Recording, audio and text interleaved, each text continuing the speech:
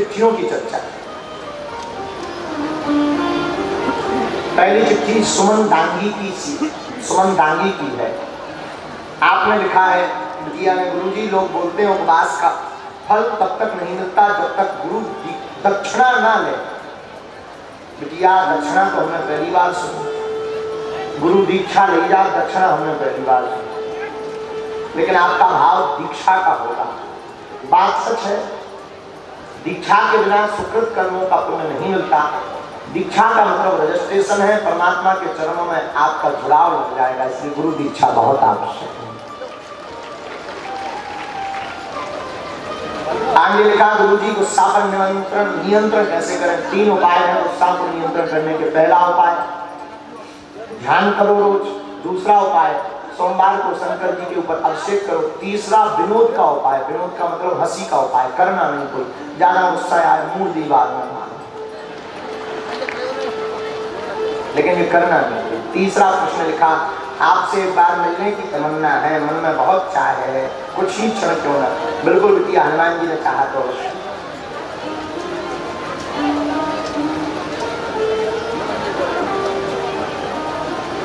बहुत सुंदर प्रश्न आया एक चिट्ठी में। शुभम नाम लो, पिता श्री सत्यनारायण नाम लो। आपने कहा गुरुजी मेरा सवाल है, आजकल विद्यालयों में डिजिटल शिक्षा का महत्व बढ़ गया, ऐसे में ब्रह्मचर्य की शिक्षा में आश्रमों में जो दी जाती थी वह वर्तमान में देना उचित होगा। बात सही है। देखो बेटा, भारत में ब्रह्मचर्य बच्चों को अगर तेजवान बनाना है, आप हो, वाह बहुत सुंदर। एक बार इस बच्चे के लिए ताली बजाओ, आ जाओ भैया, इस बच्चे के लिए ताली बजाओ। बहुत सुंदर प्रश्न है। ब्रह्मचर्य की रक्षा के लिए पहले तो गुरु का ज्ञान लो भैया, अपने आप पर कंट्रोल रखो। दूसरा, भारत को फिर से विश्व गुरु बनाना है। अंग्रेजी मीडियम से बच्चों का भविष्य नहीं बनने वाला। अंग्रेजी के साथ साथ संस्कृत का प्रचार किया जाए, तभी बच्चों की बुद्धि तीव्र होगी। सनातनी संस्कृति का प्रचार।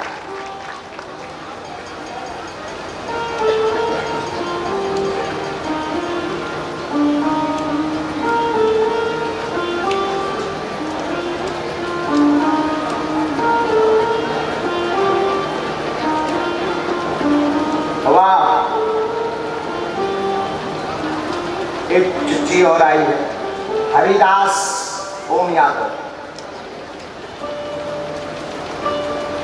ओम यादव ने कहा आपसे प्रश्न है गुरुदेव। परम पूज्य श्री राजेंद्र दास महाराज का कहना है जो ब्राह्मण तंबाकू का सेवन अथवा नशा करता है उसे गौमांस खाने का पाप लगता है, क्योंकि तंबाकू शुरू ही गौ माता के रक्त की बूंद से उत्पन्न हुई है। पर कई संत कहते हैं ब्राह्मण कितना भी नशा करने वाला हो हमेशा पूजनीय है, क्योंकि वह ब्राह्मण है। और महाराज जी का कहना है कि ब्राह्मण को दान देना अथवा पूजन करवाना भी पाप है। ब्राह्मण हो या कोई जाति का, भगवान की नजर में सब एक है। तो ब्राह्मण मांस मदिरा नशा करके भी पूजनीय क्यों?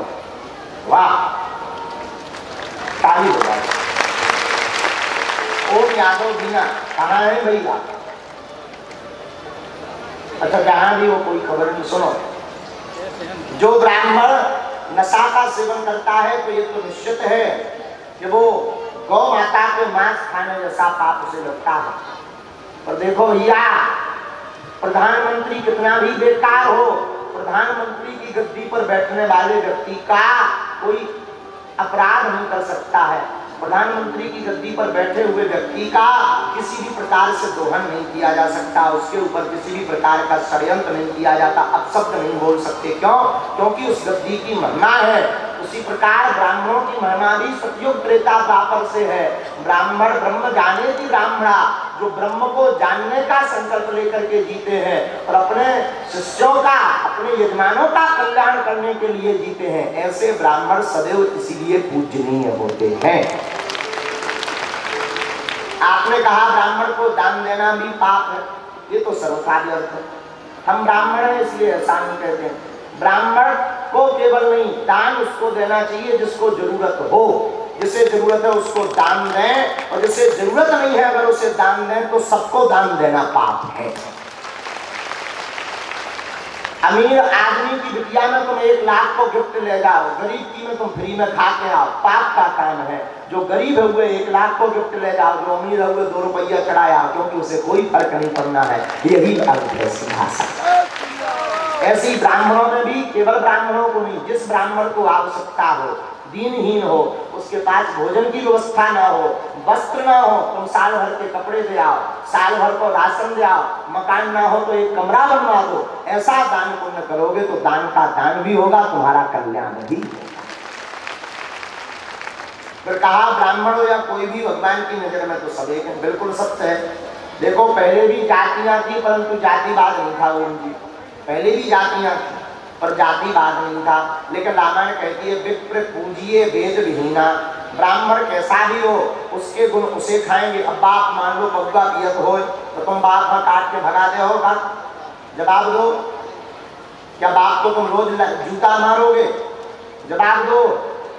अब बात खराब है तो इसका मतलब ये तो नहीं कि अनादर करोगे। उसी प्रकार ब्राह्मण खराब है तो उसका अनादर तो नहीं करोगे, उसके कर्म उसे खाएंगे, तुम तो सीताराम करो। शायद आप संतुष्ट हो गए होंगे हमारे जरा। अब प्रश्नोत्तरी पर चर्चा करते हैं। माइक लेकर आओ राजकुमार, बैठे बैठे हाथ उठाएंगे बस। जिन्होंने खड़े कर लिए, पहला माइक यहाँ से उठाओगे। वो जो दादाजी हैं जो पत्नी से बड़े खुश रहते हो क्या नाम है आपका? महाराज जी प्रणाम। हाँ जी प्रणाम। मेरा नाम ब्रजेश शर्मा है जी। और मैं बीना से ही हूँ। और जीविकोपार्जन के अलावा समाज सेवा के कार्य में हम मुफ्त योग सिखाने का कार्य करते हैं। महाराज जी, घर में जब बेटी जन्म लेती है तो पिता की लाडली और माँ की दुलारी बनके 20-22 साल तक घर में रहती है। उसके बाद ब्याह होकर जब वो दूसरे घर जाती है, दूसरे कुल में जाती है, अपने माता पिता को छोड़ के, तो वहां जाकर भी वो दूसरे कुल में अपने पसीने से उस कुल की वृद्धि के लिए प्रयास करती है, पसीने से सींचती है, संतान वृद्धि के रूप में खून से भी सींचती है। आज नारी के बिना नर का जीवन अधूरा है। और घर में सब जानते हैं यदि 2 दिन के लिए पत्नी कहीं चली जाए तो घर पूरा उथल पुथल हो जाता है।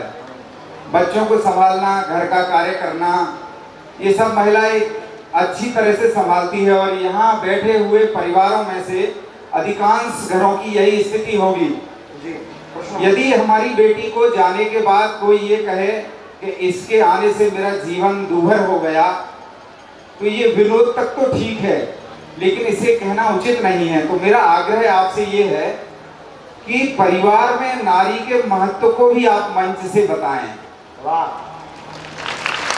जी, विनोद की चर्चा में जरूर हम कह देते हो या कोई भी कह देते हो, पर शास्त्र कहते हैं यत्र नार्यस्तु पूज्यन्ते रमन्ते तत्र देवता। जहाँ नारियों की पूजा होती है वहाँ देवताओं का वास होता है। और आपके प्रश्न पर हम एक उत्तर देंगे, नारी निंदा मत करो, नारी रतन खदान, नारी से नर उपजे ध्रुव प्रहलाद समान।